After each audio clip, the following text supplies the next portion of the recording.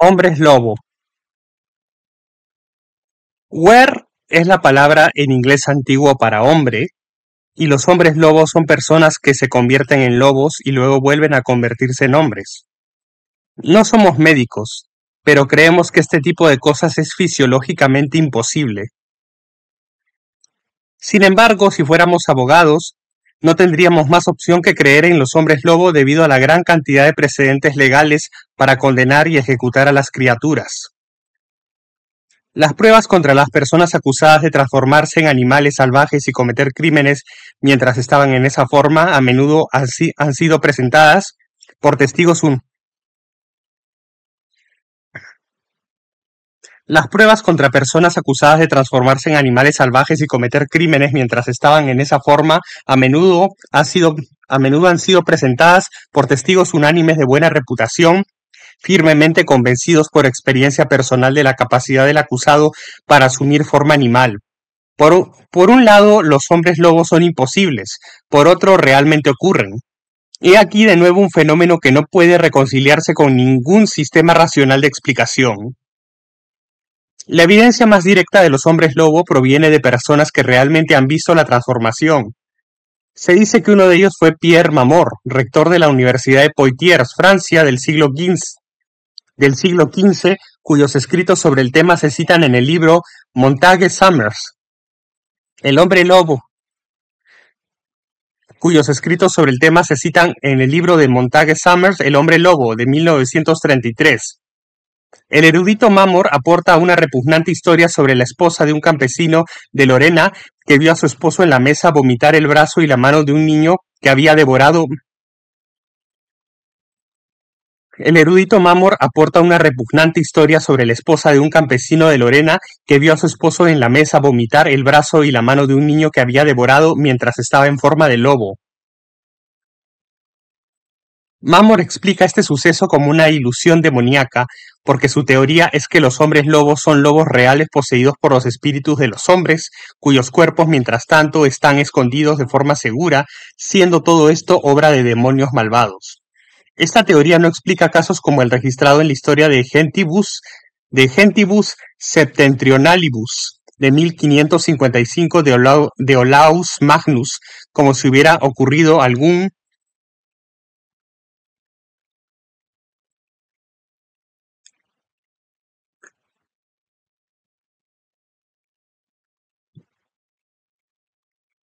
como si hubiera ocurrido como si hubiera ocurrido algunos años antes. La esposa de un noble la esposa de un noble fue oída por su esclavo negar la posibilidad de que los hombres se conviertan en lobos. El esclavo discrepó y demostró que estaba equivocada. El esclavo discrepó y demostró que estaba equivocada al transformarse en ese mismo instante. Fue atacada de inmediato.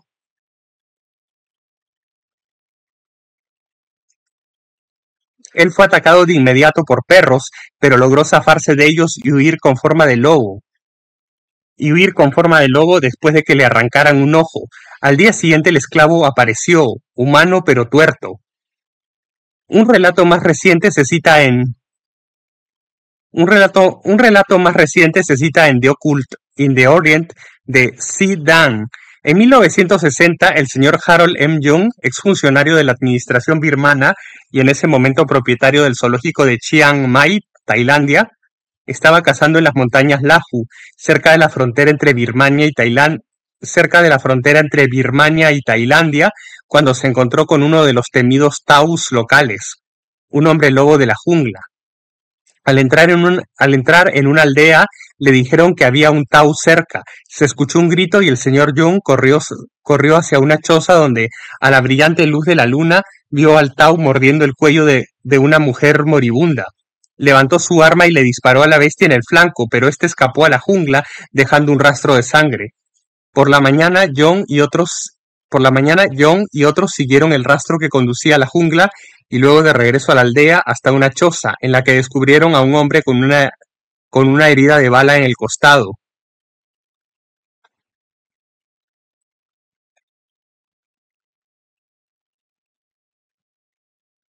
Este relato moderno repite en detalle la historia clásica del hombre lobo, que se repite en todos los tiempos y lugares con notable consistencia.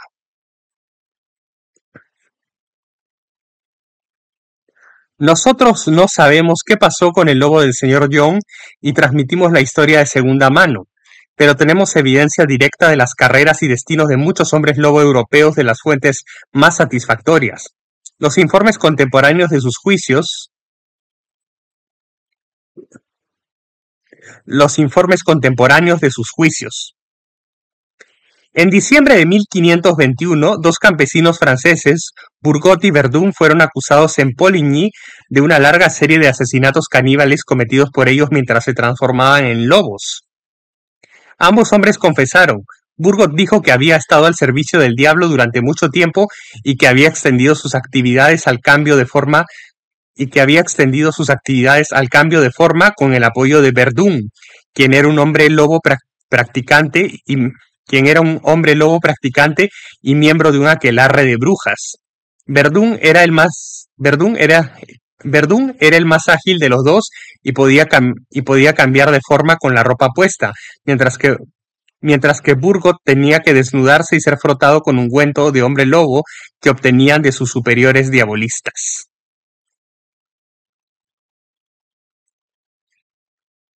A ver la imagen. El hombre lobo sigue vivo en la ciencia ficción y en los cómics de terror. Una fotografía de la película de 1935. El hombre lobo sigue vivo en la ciencia ficción y los cómics de terror. Un fotograma de la película de 1935, El hombre lobo de Londres. Bueno,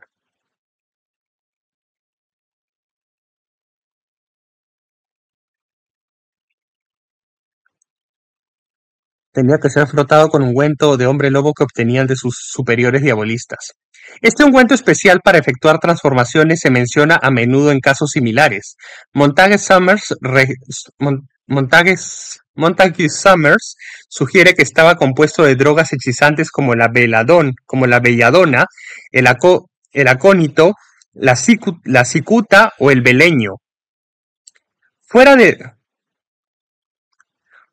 la belladona, el acónito, la cicuta o el beleño. Fuera lo que fuese, su influencia en Burgot y Verdún fue bestial. Atacaron y devoraron a muchos lugareños hasta que Verdún fue herido por un viajero armado que siguió la huella sangrienta del lobo hasta una choza donde su esposa le vendaba la herida. Ambos hombres fueron ejecutados junto con otro hombre lobo local.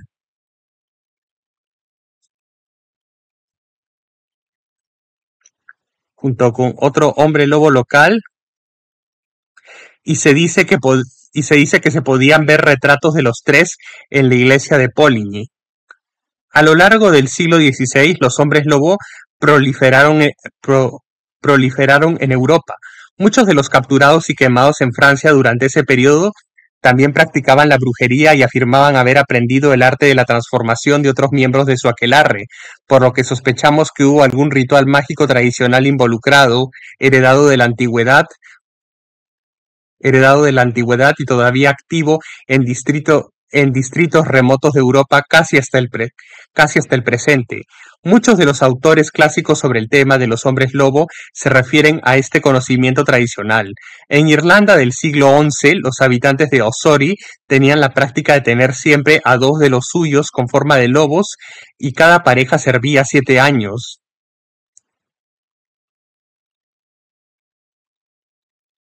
Giraldus Cambrensis, quien proporciona esta información en su topográfica ibérica, habla de un sacerdote irlandés que habló con uno de estos hombres lobo en Ossory en 1182.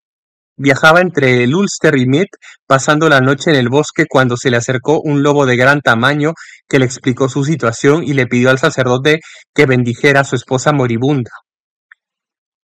El sacerdote se resistía a concederle privilegios religiosos a una loba, pero el lobo lo tranquilizó retirando la piel de su esposa y revelando a una anciana debajo.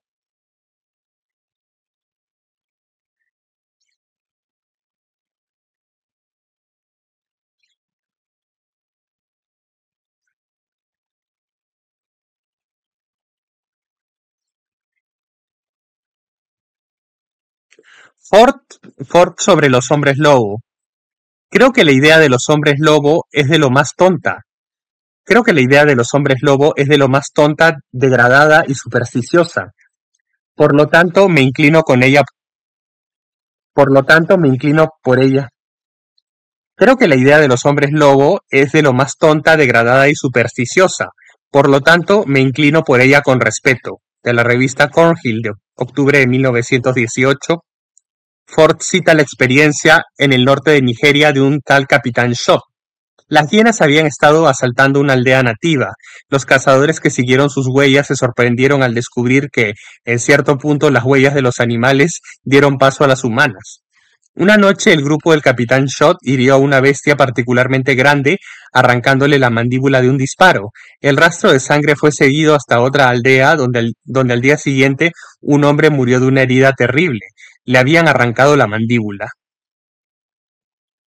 Los informes de hombre lobo de todos los tiempos y continentes son innumerables, al igual que los hombres tigre, zorros, liebres, osos, gatos y comadrejas, suficientes para llenar una colección de alternativas.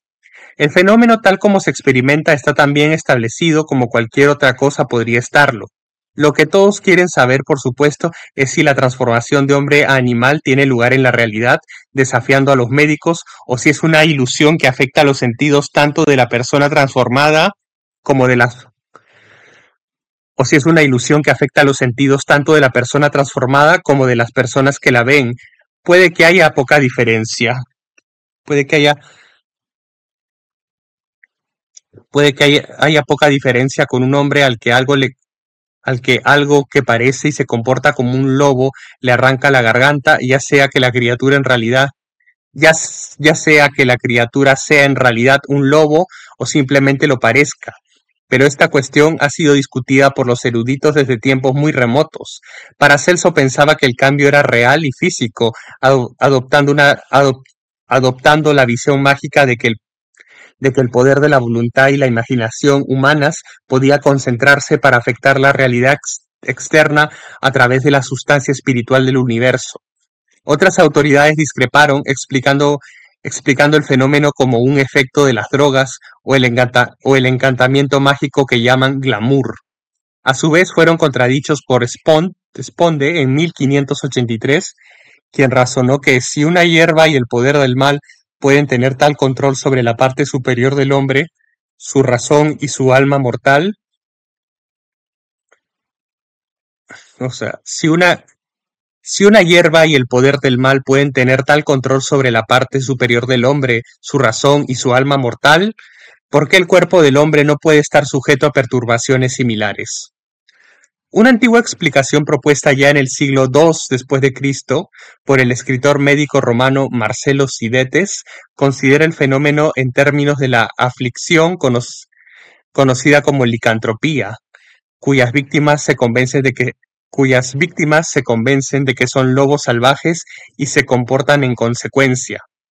Aunque si la licantropía es, como pensaba Marcelo, una especie de melancolía que debe tratarse con baños fríos y una dieta cuajada y suero, o si es una forma de posesión diabólica como Summers y muchos otros han creído, es una cuestión que quizá nunca se resuelva finalmente.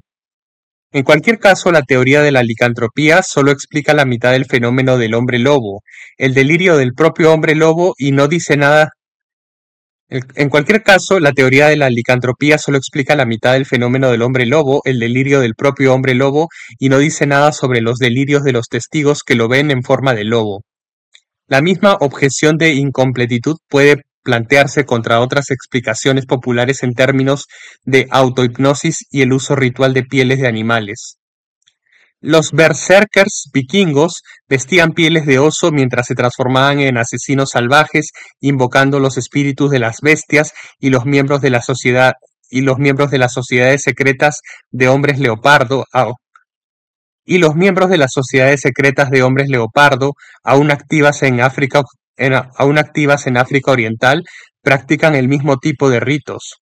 Un tal señor K, cuya historia se cita, aunque sin referencia a su fuente original, en la revista Fate and Fortune número 6, estuvo presente a principios del siglo pasado en un ritual en Orilla, India, donde un joven local se transformó ante sus propios ojos en un hombre tigre.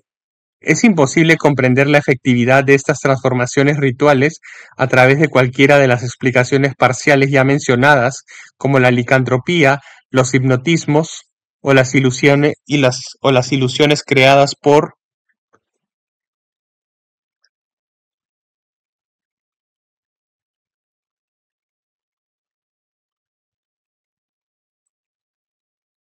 el uso o las ilusiones creadas por el uso de maquillaje y pieles de animales.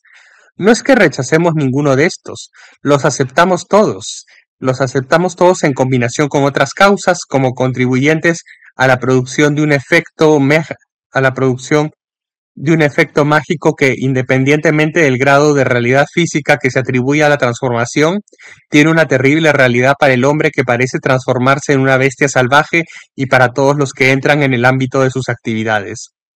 Mientras trabajaba en el norte de España en la década de 1980, el ingeniero de suelos Jack Romano adquirió una visión única de las creencias sobre los hombres lobo de los habitantes de la región montañosa de Galicia. Todavía se recuerda en toda España el caso del hombre lobo confeso Manuel Blanco Romasanto, quien fue juzgado en 1852 por una serie de asesinatos de mujeres jóvenes o solitarias a las que había engañado para que lo acompañaran a las montañas. A diferencia de los notorios juicios de brujas medievales, los tribunales y las autoridades españolas le dieron a Romasanto la oportunidad de explicar su sed de cada su, las autoridades españolas, los tribunales y las autoridades españolas le dieron a Romasanto la oportunidad de explicar su sed de sangre. En su propia defensa, afirmó estar poseído cada 6 meses como resultado de una maldición y conocía a otros que compartían esta situación. Este estado, declaró ante el tribunal, lo hacía sentir fantástico, poderoso, estimulante y mientras durara era inmune a la muerte o las lesiones. Sorprendentemente, Romasanto ayudó al tribunal a localizar los restos de sus víctimas y se sometió a exámenes médicos, incluyendo una evaluación psicológica primitiva. Fue condenado a muerte en abril de 1853, pero la sentencia fue conmutada por cadena perpetua gracias a la intervención de un joven y brillante abogado, Manuel Figuera.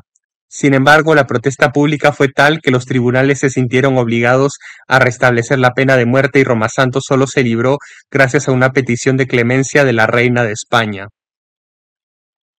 A ver qué dice en la imagen. Una serie de afecciones médicas como el defecto genético que causa la porfiria y la hipertricosis, el crecimiento excesivo de vello, casi con certeza contribuyeron a las concepciones populares sobre los hombres lobo. En los tiempos modernos, algunas personas peludas famosas fueron traídas de Birmania, Laos y México para ser exhibidas en espectáculos de fenómenos de circo. Se dice que Theodor Petrov, por ejemplo, cuya exitosa carrera como Yo-Yo, el niño con cara de perro, abarcó varias décadas. Fue encontrado a la edad de 8 años viviendo salvaje en un bosque en Kostroma, Rusia.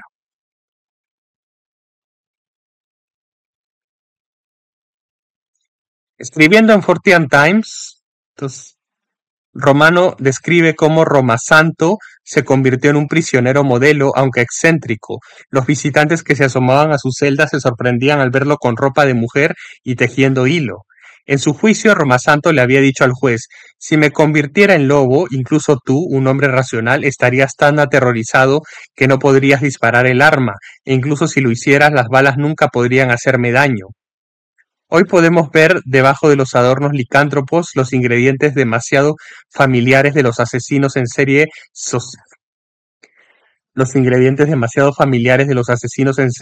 sociópatas modernos. En España, la leyenda de su feroz convicción de ser un en España, la leyenda de su feroz convicción de ser un hombre lobo aún perdura. En busca de hombres mono. Donde quiera que haya páramos y montañas, hay monstruos, criaturas que pueden ser desconocidas para la ciencia.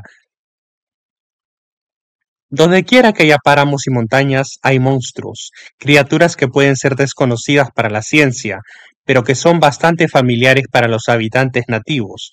Son descritos por personas que los han visto como seres enormes y peludos, mitad hombres, mitad simios, de inteligencia sobrenatural y extremadamente esquivos.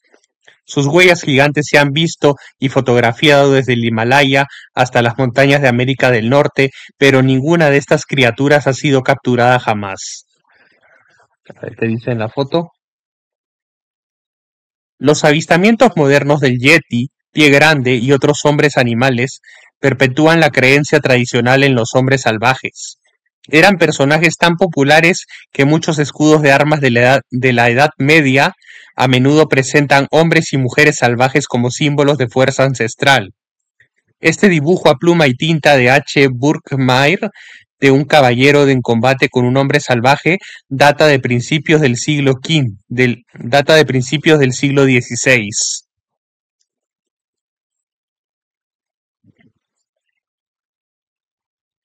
Todo el mundo ha oído hablar del abominable hombre de las nieves o yeti del Himalaya, la criatura con apariencia humana que vive en lo alto de los picos nevados.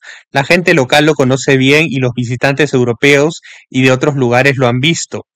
Un avistamiento clásico fue el del famoso montañero británico Don Whelans en el verano de 1970 a una altura de 4.000 metros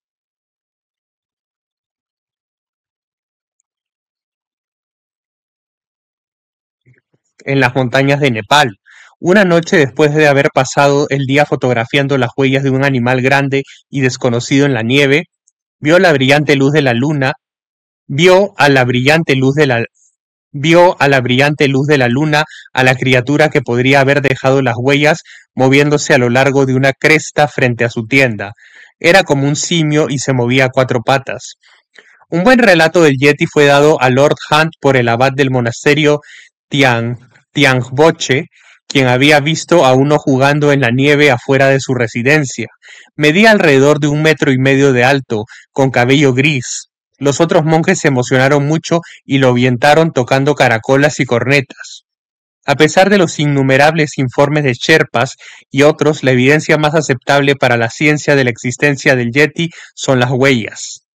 El 8 de noviembre de 1951, Eric Shipton, en una de sus expediciones al Everest con Michael Ward y un Sherpa, Sean Tenzing,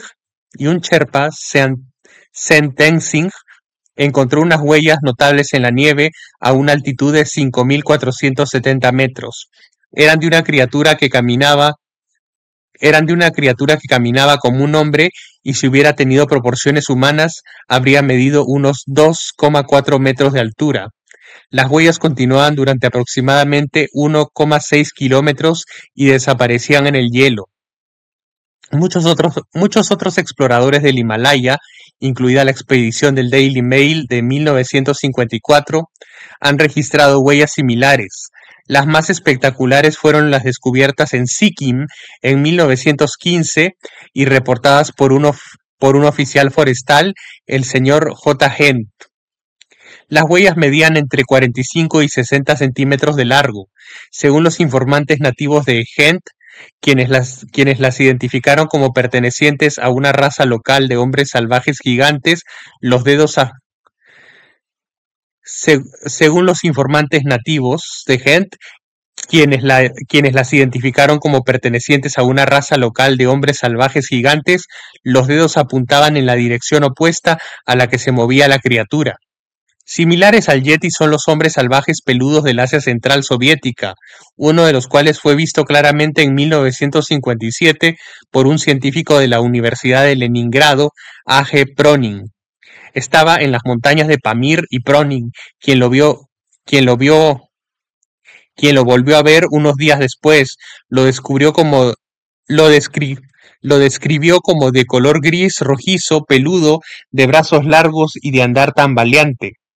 Los pastores locales kirguis sabían desde hacía tiempo de la existencia de la criatura, pero ni ellos ni ninguna de las expediciones soviéticas enviadas a la región lograron darse cuenta.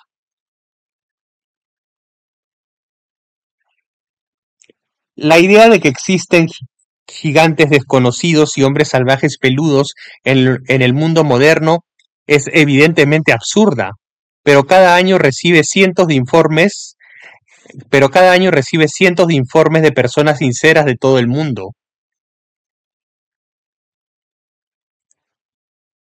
Cada año se reciben informes de personas sinceras de todo el mundo de avistamientos, encuentros, rastros gigantes y otras evidencias de misteriosas criaturas parecidas a los hombres. Los paleontólogos nos dicen que la- los paleontólogos nos dicen que criaturas similares, supuestamente extintas hace mucho tiempo, alguna vez vagaron por la Tierra. Tal vez en rincones remotos todavía la deambulan. Eso es lo que creen muchos criptozoólogos y la emoción de su búsqueda se intensifica por la idea de que la presa podría no ser un animal ordinario, sino un ancestro humano, un tipo de prome- un tipo de proto, un tipo de protomano, el tan buscado eslabón perdido.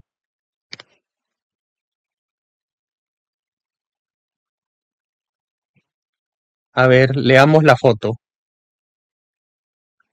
Este inusual simio fue fotografiado en 1920 por el geólogo suizo Dr. François Delois durante una expedición en busca de petróleo en la frontera entre Colombia y Venezuela.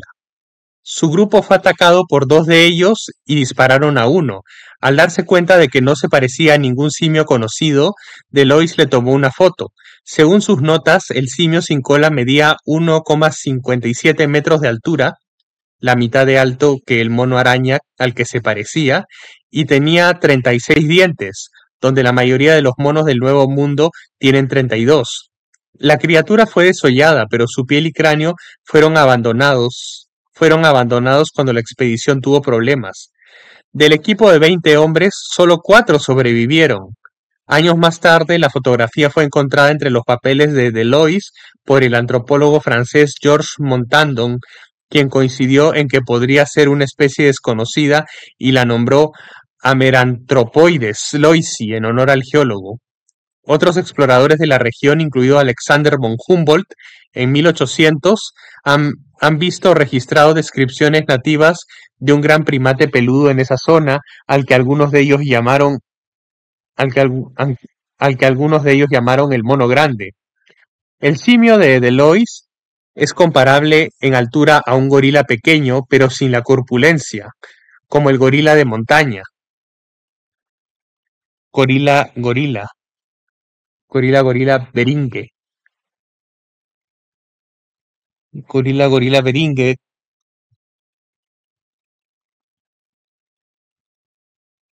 pero sin la corpulencia. El simio de Delois es comparable en altura a un gorila pequeño, pero sin la corpulencia. Como el gorila de montaña, gorila, en 1902, llamado en 1902, como el gorila de montaña, gorila beringel, fue descubierto, fue descubierto hace relativamente poco tiempo, en 1902, parece razonable suponer que los simios grandes, los simios parecidos a los hombres y los simios parecidos a los simios también podrían existir en alguna parte remota del planeta.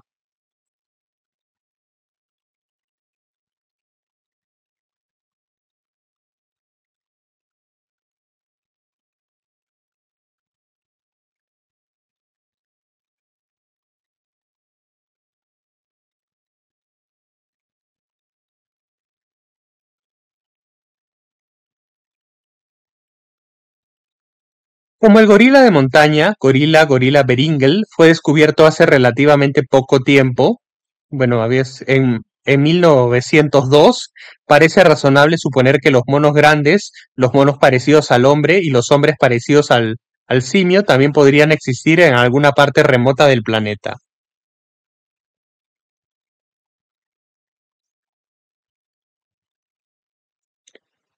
Ivan Sanderson pasó muchos años considerando las representaciones de hombres salvajes en el arte de la Europa medieval y anterior, conocidos como casas de madera woodhouses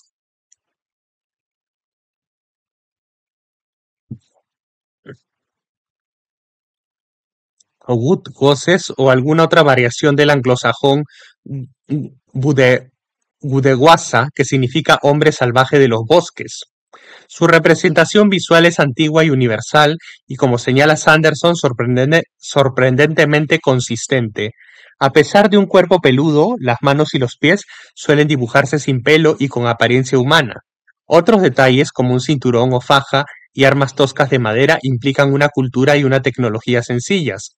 Sanderson planteó por primera vez la idea de que la imagen del hombre salvaje podría ser la manifestación de una memoria popular del neandertal en la revista antropológica Genus de 1967 y la perfeccionó en los años posteriores. En Pursuit, enero de 1981, concluyó que los Gudewassa son descripciones detalladas y precisas de los neandertaloides, probablemente de más de un tipo. Eran familiares para los primeros artistas porque estos tímidos y a menudo solitarios habitantes de los bosques no fueron exterminados por el hombre de Cromañón como se enseña hoy a los niños, sino que desaparecieron muy gradualmente de Europa occidental y central durante un largo periodo. La evidencia sugiere que los Gudewassa no estaban organizados en tribus como sí lo estaba el hombre de Cromañón. Eran menos capaces de competir por las ricas tierras que antaño habitaban y optaron por retirarse a regiones más remotas donde podían vivir en paz, pero con mayor dificultad, evitando a sus ruidosos, agresivos y más civilizados primos, tal como lo hace su remanente hoy en día. Fue la expansión de la agricultura y la tala de vastas extensiones de bosques y arboledas lo que provocó la disolución definitiva de los neandertales, pensaba Sanderson, en lugar de una masacre deliberada por parte de razas más organizadas. Los antropólogos han observado que los pueblos no tribales, una vez divididos en pequeños grupos relictos y confinados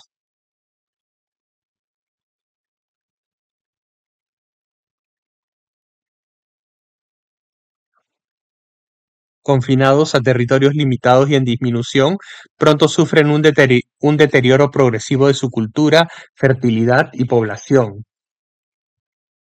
Aquí dice la imagen, un picayelos da la escala a una de las huellas del Yeti.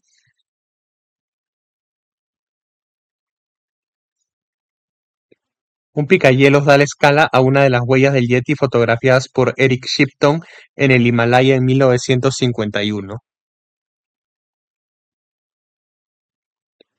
Bernard Hubelmans publicó dos grandes libros sobre la evidencia de la supervivencia de los hombres prehumanos o salvajes en diferentes partes del mundo. El primero, L'Homme de Neandertal et toujours vivant, de 1974, contiene un largo artículo del difunto historiador y antropólogo ruso Boris Porchnev sobre avistamientos y rastros de hombres salvajes desconocidos en la Rusia moderna. Porchnev sugirió que estos podrían ser sobrevivientes del tipo neandertal. La idea se hizo popular en la Unión Soviética, donde el evolucionismo era uno de los principales apoyos de la filosofía materialista. En 1958, la Academia Soviética de Ciencias creó una comisión para investigar los persistentes rumores de almas u hombres salvajes en partes del Asia soviética.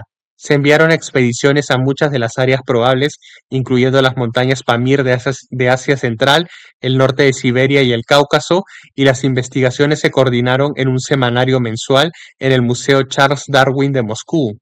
Los avistamientos reportados incluyeron uno por miembro de una expedición al Pamir en 1978, quien describió una criatura grande y peluda saltando erguida,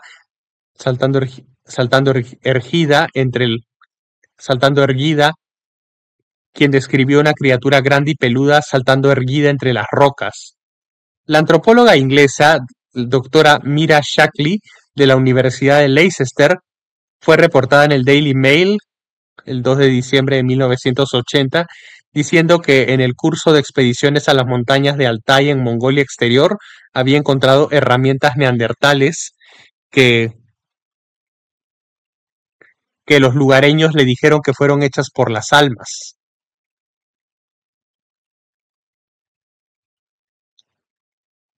Ahora viven en las montañas y no tenemos ningún contacto con ellas, dijeron los mongoles.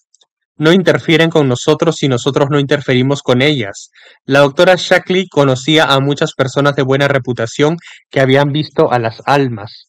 El último encuentro fue en 1972 por un médico ruso que había visto a una familia entera de almas. Viven en cuevas, cazan para alimentarse, usan herramientas de piedra y visten pieles de animales, informó la doctora Shackley. En su extensa reseña, Wild Men de 1983 concluyó: "No puedo creer que los yetis y las almas sean puramente criaturas de mi imaginación. La imaginación no crea huellas inclasificables".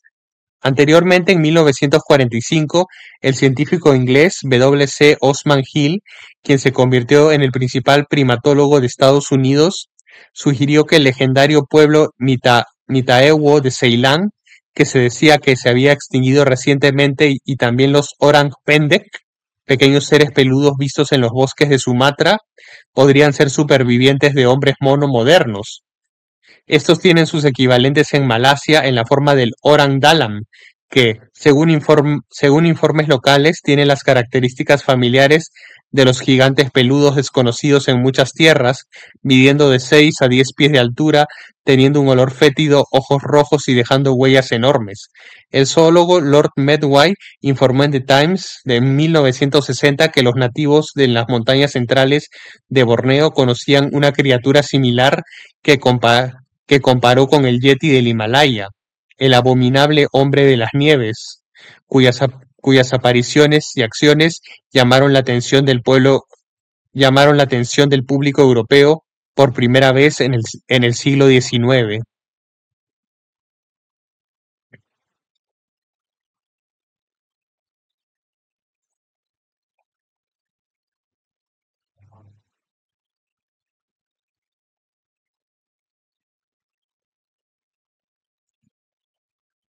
Siglo XIX. La conclusión de Hoybelman es que una forma de neandertal ha sobrevivido en todas las zonas salvajes de Asia, desde el Cáucaso hasta Malasia y Vietnam.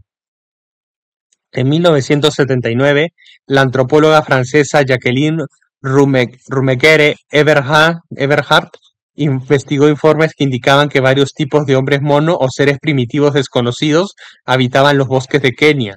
Se decía que un tipo de piel blanquecina mataba búfalos comiéndose únicamente el hígado, y otro vestía una capa de piel, usaba arco y flecha y cocinaba con fuego. Jacqueline nunca vio uno, pero afirmó estar convencida gracias a avistamientos de testigos oculares y otras pruebas de la existencia de estos seres. Al año siguiente, Hoybelmans publicó el segundo de sus libros sobre hombres mono, Les Bêtes humaines d'Afrique, donde recopiló todas las pruebas de primates u hombres salvajes no descubiertos en África, cuyos tipos abarcaban desde los pigmeos hasta los supergorilas. A ver qué dice acá, en la imagen. Igor Bortsey, el cazador ruso de muñecos de nieve, compara su pie con el molde de una huella encontrada en agosto de 1979 en la cordillera de Guizard, en las montañas Palmir, en las montañas Pamir Altai, en Tayikistán.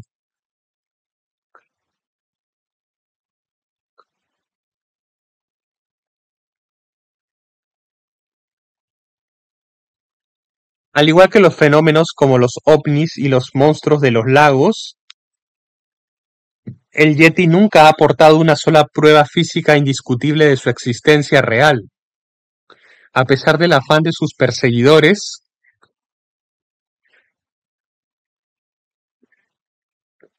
A pesar del afán de sus perseguidores durante muchos años y varios continentes, no hay cuerpo, ni pelo, ni piel de uno, ni siquiera una fotografía satisfactoria. Es cierto que existen las huellas, pero conocemos muchos casos en los que han aparecido huellas sin aparentemente ninguna agencia física, como en Huellas y Pistas. De vez en cuando escuchamos rumores emocionantes sobre el tipo de evidencia que resolvería todas las dudas, pero hasta ahora estos han permanecido solo como rumores. No descartamos la posibilidad de que primates gigantes sobrevivan sin ser descubiertos y la posibilidad de naves espaciales extraterrestres. Sin embargo, aún les corresponde a los cazadores de Yeti, al igual que a los ufólogos, demostrar la realidad de su presa. Mucho se ha dicho sobre la inmensidad e impenetrabilidad de algunas de las Mucho se ha dicho sobre la inmensidad e impenetrabilidad de algunas de las zonas silvestres de la Tierra, pero en Escocia, donde difícilmente esperamos encontrar gigantes ocultos o tribus perdidas, la evidencia del legendario gran hombre gris de Ben Macdui en los Cairngorms, incluyendo algunos avistamientos raros, es de la misma calidad que la evidencia del Yeti del Himalaya. Por lo tanto, creemos que en la gran mayoría de los casos la teoría de los animales ocultos es inadecuada, aunque puedan aparecer a los testigos como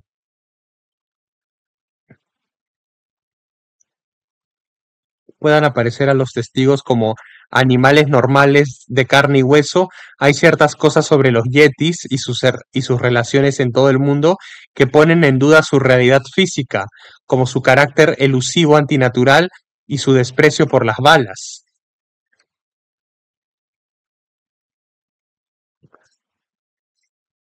Su estatus parece similar al de las formas de pensamiento del misticismo oriental, que son ilusiones visibles creadas por los deseos concentrados de un grupo o individuo.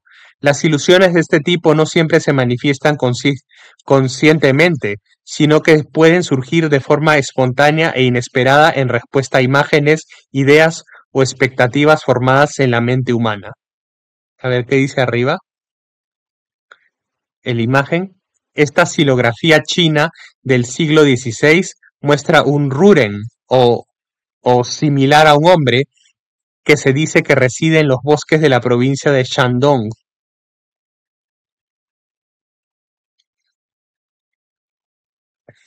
Una pista sobre la naturaleza de los yetis y almas, tal como se ven hoy en día, puede residir en la tendencia moderna a identificarlos como neandertales o simios supervivientes.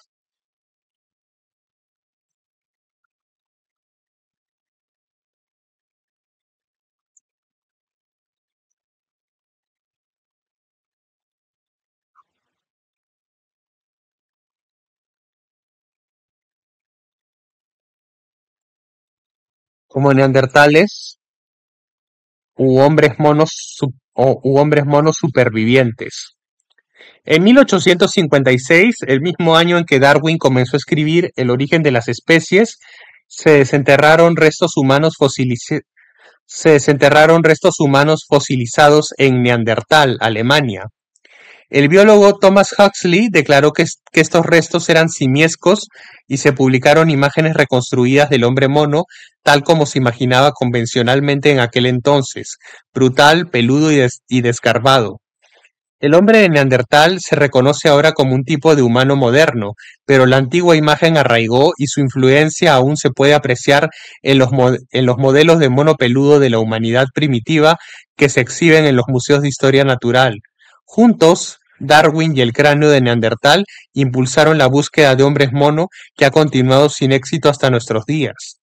Desde finales del siglo XIX, cuando la gente empezó a ver y pensar en los yetis, ha ido creciendo la especulación sobre la posible supervivencia de nuestros antepasados prehumanos en forma de hombres peludos, simiescos y salvajes, y puede ser que el deseo por tales cosas haya producido las apariciones o formas de pensamiento correspondientes.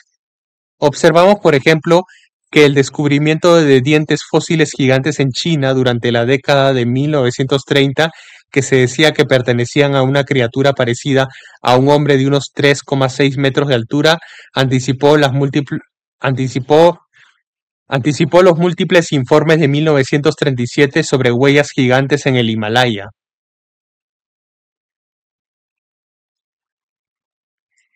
El crecimiento moderno o explosión del fenómeno Yeti está relacionado en cierta medida con los deseos frustrados de los evolucionistas de encontrar reliquias de ancestros humanos simiescos. Por supuesto, hay mucho más que eso. Para ser viable, una forma de pensamiento debe reflejar un arquetipo o, como diría Rupert Sheldrake, debe resonar con un campo morfogenético establecido en el pasado.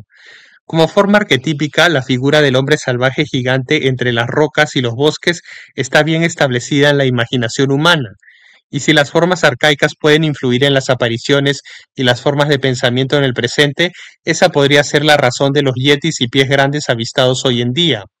El Gigantopithecus de la antigua China se ha comparado a menudo se ha comparado a menudo con los gigantes de las montañas del Himalaya chino y Heuvelmans ha declarado su creencia de que el Yeti del Himalaya es su pariente cercano, es su pariente cercano. Meganthropus, el gran hombre de Java, reconstruido a partir de sus dientes y mandíbula, aparentemente prefigura a los legendarios gigantes habitantes de los bosques del sudeste asiático e Indonesia.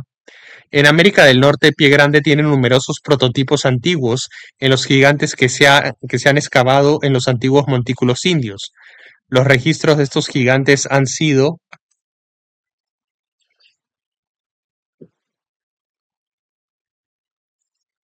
completamente suprimidos por los arqueólogos, pero esa es una historia larga y diferente. Nuestro punto es que el tipo Yeti comparte una característica común con los otros tipos de monstruos y criaturas misteriosas avistadas, con los otros tipos de monstruos y criaturas misteriosas avistadas hoy en día. Todos representan aparentes resurgimientos de tipos arcaicos extintos hace mucho tiempo que la ciencia, que la ciencia solo nos ha revelado en los últimos 2 siglos. A ver qué dice arriba. Las manos bien conservadas de lo que supuestamente es un hombre mono joven asesinado por los aldeanos en el este de China en 1957. Las palmas miden poco menos de 15 centímetros de largo. Durante siglos después de su desaparición física de la Tierra, Durante siglos después de su desaparición física de la Tierra, las sombras de criaturas atávicas han continuado rondando sus antiguas regiones e infiltrándose en las leyendas de la gente local. Ahora, parece, se están volviendo más insistentes.